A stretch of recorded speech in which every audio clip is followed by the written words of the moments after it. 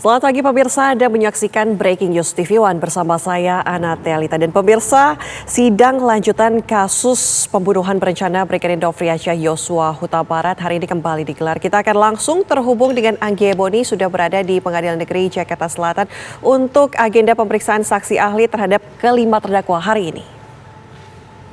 Selamat pagi Eboni, bagaimana persiapan pada hari ini? Apakah sudah datang para terdakwa? Ya, selamat pagi Ana dan pemirsa. Untuk terdakwa yakni 5 terdakwa kasus pembunuhan Brigadir Yosua hingga saat ini belum datang. Jadi kalau ditanya soal persiapan, saat ini kami lihat ruang persidangan yakni ruang sidang utama sudah dibuka, kemudian juga awak media dan masyarakat juga sudah diperbolehkan untuk masuk, namun terdakwa belum ada yang hadir, begitu juga dengan jaksa penuntut umum dan majelis hakim. Untuk jadwal sidang hari ini biasanya kalau dijadwalkan sekitar pukul 9, namun biasanya ini akan mulai sekitar pukul setengah 10 hingga pukul 10 waktu Indonesia Barat baru persidangan akan dimulai. Nah, kurang lebih agendanya ini sama dengan kemarin, Ana dan pemirsa. Kemarin agenda persidangan mendengarkan keterangan dari sejumlah ahli yang dihadirkan oleh jaksa penuntut umum, begitu pula dengan hari ini. Untuk hari ini setidaknya ada 2 ahli yang dihadirkan oleh pihak jaksa, yakni ahli hukum pidana dari Universitas Trisakti Effendi Saragih dan ahli psikologi forensik yang juga menjabat sebagai Ketua Asosiasi Psikologi Forensik Indonesia atau APSIFOR, Reni Kusumo Wardani. 2 ahli ini akan memberikan kesaksiannya untuk persidangan kasus pembunuhan berencana terhadap Brigadir Nofriansyah Yosua Huta Barat. Nah, hingga saat ini kami juga masih menunggu, rencananya kelima terdakwa akan dihadirkan untuk mengikuti persidangan secara langsung, yakni Ferdy Sambo, Putri Chandrawati, Richard Eliezer, Kuatma'ruf, dan Ricky Rizal. Kalau kita bicara soal agenda persidangan pada pekan ini, Ana dan pemirsa, kurang lebih adalah mendengarkan keterangan ataupun kesaksian dari ahli yang dihadirkan oleh jaksa.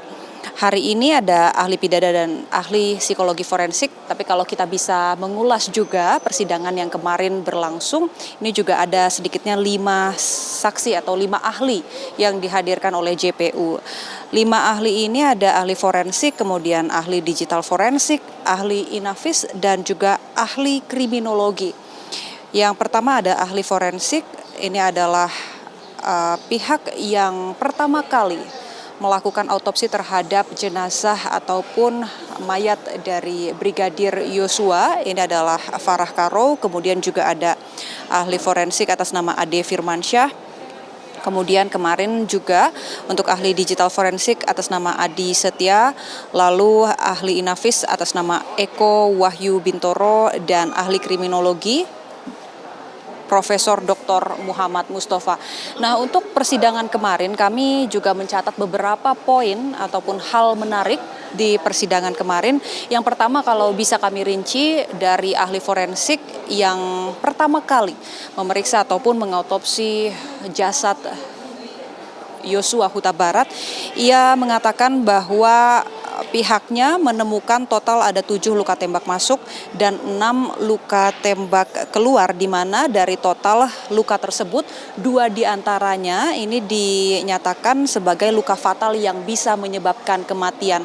Itu posisi lukanya ada di dada sebelah kanan dan di kepala sebelah kiri. Kemudian juga dari hasil pemeriksaan forensik, ahli juga memperkirakan bahwa almarhum Yosua ini sudah meninggal dunia kurang lebih 2 hingga 6 jam sebelum pemeriksaan dilakukan.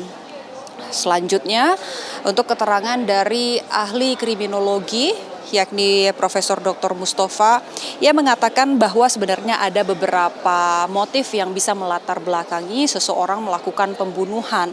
Nah, ketika ditanya oleh pihak jaksa apakah motif pelecehan seksual bisa melatar belakangi seseorang, dalam hal ini juga terdakwa melakukan pembunuhan, ahli kriminologi mengatakan bahwa hal tersebut sebenarnya bisa saja terjadi asalkan ada buktinya. Namun dalam kasus ini, dalam kasus pembunuhan dengan terdakwa Ferdy Sambo ini, ahli kriminologi menyatakan bahwa ia tidak melihat ada bukti atau bisa dikatakan minim barang bukti.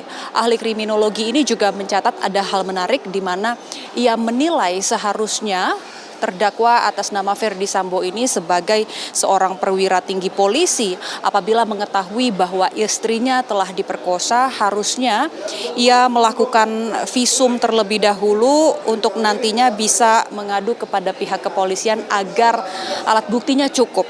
Begitu. Dan ahli kriminologi ini juga menilai berdasarkan ilustrasi dan kronologi yang ia terima bahwa ia menilai memang benar ada perencanaan dalam pembunuhan yang dilakukan terhadap almarhum Brigadir Nofriansyah Yosua Huta Barat. Nah, kemudian terdakwa Ferdy Sambo juga sempat memberikan tanggapan atau pernyataannya terhadap keterangan dari ahli kriminologi tersebut. Yang pertama, Ferdy Sambo menyanggah keterangan dari ahli tersebut yang menyebutkan bahwa nampaknya tidak mungkin pelecehan ini menjadi latar belakang ataupun motif dari pembunuhan. Ferdy Sambo meyakini betul bahwa memang ia menegaskan memang benar telah terjadi pelecehan seksual terhadap istrinya di Magelang, dan ia pun juga menyayangkan keterangan ahli kriminologi tersebut karena sang ahli kriminologi ini hanya bersumber atau mengacu kepada satu berita acara pemeriksaan, satu BAP saja, yakni BAP atas nama Richard Eliezer.